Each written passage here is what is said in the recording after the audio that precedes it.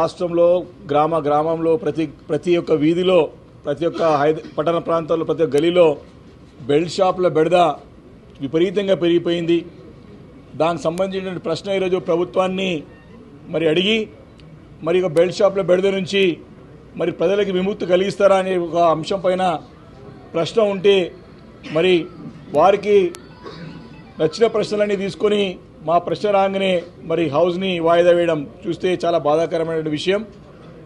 గతంలో పిసిసి అధ్యక్షుడు ఉన్నటువంటి రేవంత్ రెడ్డి గారు గతంలో అసెంబ్లీలో కాంగ్రెస్ పక్ష నేతగా ఉన్నటువంటి బట్టి విక్రమార్క గారు వీరిద్దరు కూడా మేము అధికారంలో రాగానే ఎక్సైజ్ పాలసీని మేము చేంజ్ చేస్తాము, బెల్ట్ షాపులు పూర్తిగా ఎత్తివేస్తామని చెప్పేసి కూడా వారు అభయహస్తంలో హామీ ఇవ్వడం జరిగింది.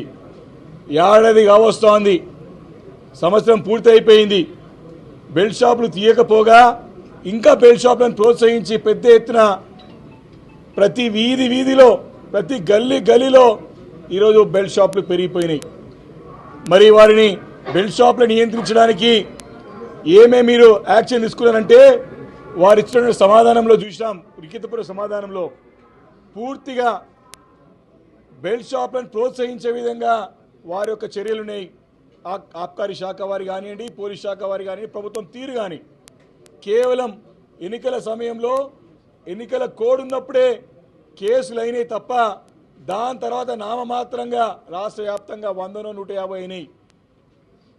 పార్లమెంట్ ఎన్నికల సమయంలో ఏప్రిల్ మేలో వేల సంఖ్యలో కేసులు అయితే అక్రమ మద్యం అమ్మకాలపై, మిగతా నెలలో కేవలం 100-200 తూతు మంత్రంగా కేసులు బుక్ చేసి చేతులు దులుపుకునే ప్రయత్నం ప్రభుత్వం చేస్తూ ఉందంటే దీన్ని బట్టి స్పష్టంగా బెల్ట్ షాపులని ప్రోత్సహిస్తుంది ప్రభుత్వం. గతంలో ఇదే రేవంత్ రెడ్డి గారు పిసిసి అధ్యక్షుడిగా, ఇదే బట్టి విక్రమార్క గారు లీడర్ ఆఫ్ మన కాంగ్రెస్ పార్టీ లెజిస్లేటివ్ పార్టీ నాయకుడిగా మాట్లాడిన మాటలు ఈరోజు ఎందుకు మారినారు? ఎందుకు ఈ ద్వంద్వ వైఖరి? ప్రతిపక్షంలో ఉన్నప్పుడు ఒక మాట, ఈరోజు అధికార పక్షంలో ఒక మాట. ఈ ద్వంద్వ వైఖరిని బీఆర్ఎస్ పార్టీ తీవ్రంగా ఖండిస్తూ ఉంది. వారు పదే బెల్ట్ షాపులు లేకుండా చేస్తాము, ధరలు కూడా పెంచమని చెప్పేసి కూడా ముఖ్యమంత్రి గారు గతంలో పిసి అధ్యక్షుడు హోదాలో మాట్లాడిన మాటలు ఎప్పుడు ఈ బెడద తీరుతుందని చెప్పేసి బట్టి విక్రమార్క ఇద్దరు మాట్లాడినారు. ఈరోజు స్పష్టంగా తెలుస్తోంది వీరి మద్యాన్ని ప్రోత్సహించి రేట్లు పెంచేటువంటి ఆలోచన కూడా ప్రభుత్వం ఉంది. ఆ విషయంలో నిలదీస్తామనేటువంటి ఆలోచనతో ఈరోజు సభని వాయిదా వేసుకుని ప్రశ్న దాటివేసే ప్రయత్నం ప్రభుత్వం చేసింది ఈరోజు. కాబట్టి ఇలాంటి అంశాలు ముఖ్యమైన అంశాలు.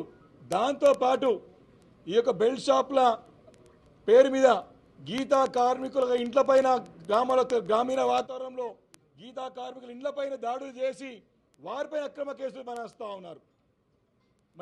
గతంలో బీఆర్ఎస్ ప్రభుత్వం ఉన్నప్పుడు హైదరాబాద్ నగరంలో మూసివేసినటువంటి ఈ యొక్క గీతా పారిశ్రామిక సహకార సంఘాలు కళ్ళు దుకాణాలని ఓపెన్ చేసింది కేసీఆర్ గారి నాయకత్వంలో. రాష్ట్ర వ్యాప్తంగా గ్రామాల్లో వారికి వనాలకి ఈత చెట్లకి ప్రోత్సహించి చెట్లు నాటించి గీతా వృత్తిని కాపాడే ప్రయత్నం చేస్తే ఈరోజు గీతా వృత్తిని పూర్తిగా నిర్వీర్యం చేసి ఈ మద్యం అమ్మకాల ద్వారా ఈ మద్యంతో ప్రోత్సహించి ఇటు గీతా వృత్తిని కూడా నిర్వీర్యం చేసే ప్రయత్నం ప్రభుత్వం చేస్తున్నట్టు స్పష్టంగా కనపడతా ఉంది. కాబట్టి దీనిపైన సమాధానం చెప్పలేదు ప్రభుత్వం, చెప్పలేకపోతున్నది. వారి ద్వంద్వ వైఖరి బయటపడుతూ ఉన్నది. దానికి తోడు డ్రగ్స్ కూడా విపరీతంగా డ్రగ్స్ ఎక్కడ పోయినా ఈరోజు గ్రామీణ వాతావరణంలో డ్రగ్స్, ప్రతి దగ్గర డ్రగ్స్, చిన్న పాండపలు కూడా కిల్లి కొట్టు దుకాణంలో కూడా డ్రగ్స్ లభ్యమవుతా ఉన్నాయి. ముఖ్యమంత్రి గారు పెద్ద మాటలు మాట్లాడడం మొదటి సమావేశంలో ఊదరగొట్టి ఉపన్యాసాలు ఇచ్చినాడు. కక్షపూరితంగా మా పార్టీ నాయకుల బంధువుల ఇంటిలో దాడి చేసే ప్రయత్నం చేసి ఇరికిచ్చే ప్రయత్నం చేశాడు. మా పార్టీకి సంబంధించినటువంటి ఎమ్మెల్యేల కార్లు ఆపి వెతికి వారిని కూడా ఇరికిచ్చే ప్రయత్నం చేశాడు. అయ్యా నిద్ర లేవు, ఇప్పటికైనా సంవత్సరం అయింది.